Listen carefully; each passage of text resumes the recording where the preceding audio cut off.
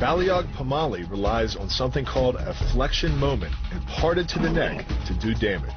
An average man's neck can withstand about a 140 foot-pound flexion moment.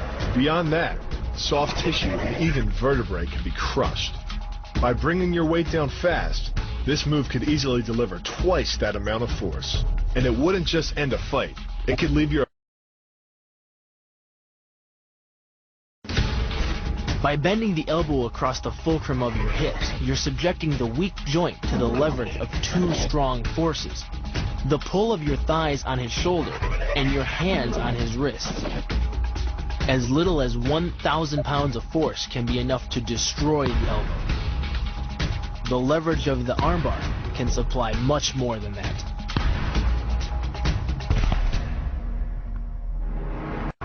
You use the strength of your legs to maintain your dominant position while you secure the choke. Just a few pounds of pressure on the collar of his gi is enough to reduce the blood flow to the brain to a trickle and end the match. Hold this move for 10 seconds and the fighter will black out. Hold it just a bit longer and he's dead.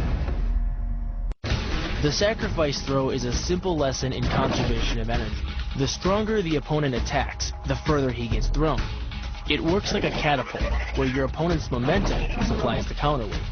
The faster he's going, the further he's going to fly, and the harder he's going to land. The throw works just like a crowbar, where your leg is the lever and your hip is the fulcrum. The trick is positioning your body in just the right place. If you're just an inch off the placement of your thigh and hip, the amount of energy needed to throw an opponent can more than double. But performed correctly, Uchimata requires almost no energy, yet it can deliver up to 5,000 pounds of force. If it weren't for the mat, a throw like Uchimata would be enough to cause serious injury or even paralysis.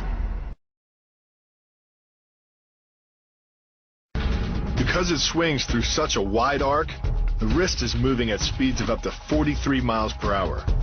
And since the radius doesn't deflect or compress nearly as much as a fist, it can deliver a staggering blow, like being hit with an axe handle or a baseball bat. To demonstrate the power of the Kote Uchi, Shinjo-sensei did something incredible. I'm gonna go over there.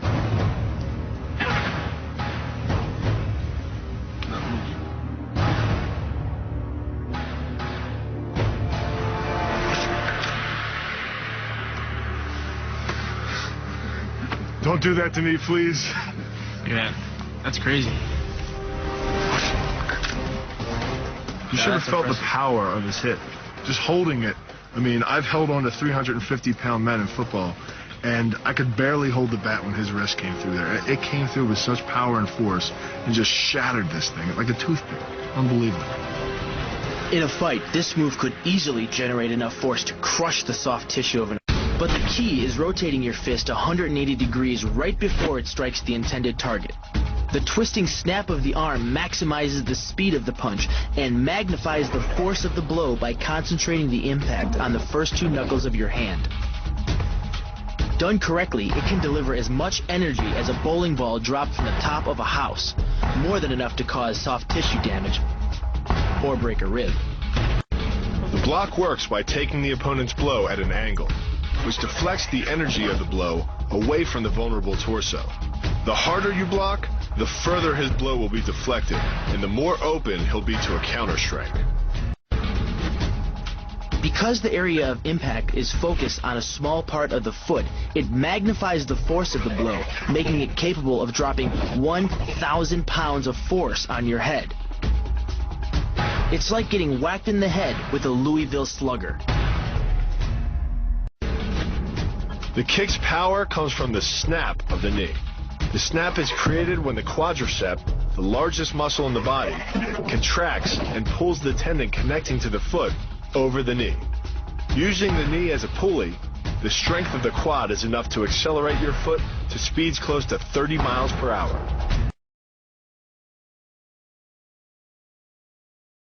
This kick is all about speed. The further the foot travels, the greater its acceleration, and the more dangerous a weapon it becomes. Powered by the muscles of the hip flexor and the quadriceps, By the time your foot reaches your opponent's throat, it's traveling nearly 40 miles per hour. That type of speed yields over 1,000 pounds of force, enough to puncture the Adam's apple and crush your windpipe. The power of the takedown is derived from the simple mechanical advantage you hold over your opponent. By wrapping up his striking leg at the upper thigh, you've placed your opponent in what's called conditional stability. If he remains stationary, he could technically maintain his balance indefinitely. But by driving him backward and initiating a sweep of his other leg, you've added two destabilizing factors, and the loose center of gravity simply cannot hold. The key to this synergy of speed and power is punch technique, punch location, and punch frequency. With your elbows tucked in behind your fist, the energy of each punch is maximized. And because the punch is delivered to your opponent's core along a center line, the more directly that force is transmitted to his body. The effect is similar to that of continually slamming a battering ram against a door. No matter how strong, it can only sustain so many blows before it collapses. During the disarm is basically a judo wrist lock and uses many of the same principles. By pulling your attacker forward as you turn, he loses his balance, giving you control of his wrist. The barrel of the gun then becomes a lever, allowing you to take the gun.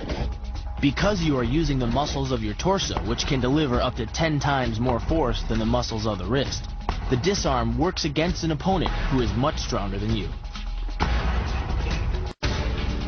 Doing the 360 defense requires you keep your body in motion at all times, using your arms to defend different angles of attack. The key is keeping your arms at an oblique angle, with your hands open and straight, so that you don't take any blows straight on. Each is deflected down the angle of your forearm, which reduces its impact.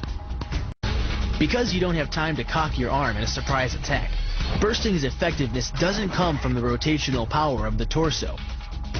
Instead, it's driven by the legs, which hurl you forward into your opponent. Both the block and the strike land with 300 pounds of force, more than enough to collapse the windpipe or fracture the delicate bones of the face.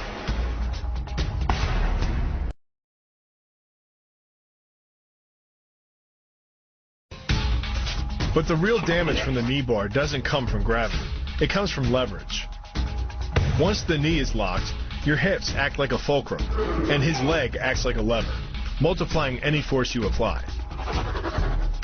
So even though the ligaments and tendons around the knee can sustain 1,700 newtons of force, the knee bar can load a lot more than that, enough to completely destroy the joint. By taking control of your opponent's leg, you turn his hip into a pivot point.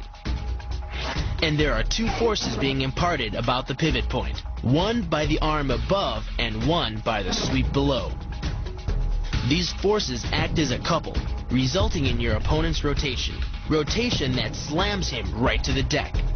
And given the speed of rotation and the force of gravity, that impact could cause permanent injury. The key to the reap is to get your opponent's center of mass outside his stability zone. To do that, the Marine pushes his opponent at a location above the center of mass, while using his sweeping leg to create a tripping point, which is below his opponent's center of mass. Once the loss of stability has occurred, gravity does the work, and the damage.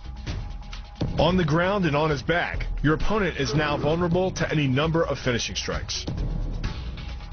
Working much like a nutcracker, your forearm and biceps apply pressure to your opponent's carotid arteries. Located on either side of the trachea, these two arteries are the only way to get blood to the brain. It can take less pressure than squeezing an orange to stop the flow of blood to the arteries. And with no blood flow, the brain shuts down almost instantly. Fight over. It's only 5 to 8 seconds and then they're knocked out. And as soon as you release it, the blood will come back to their head. We don't teach air chokes in the Marine Corps because it's like a 15 to 20 seconds for actually air choke to actually take effect, whereas a blood choke is quick and fast.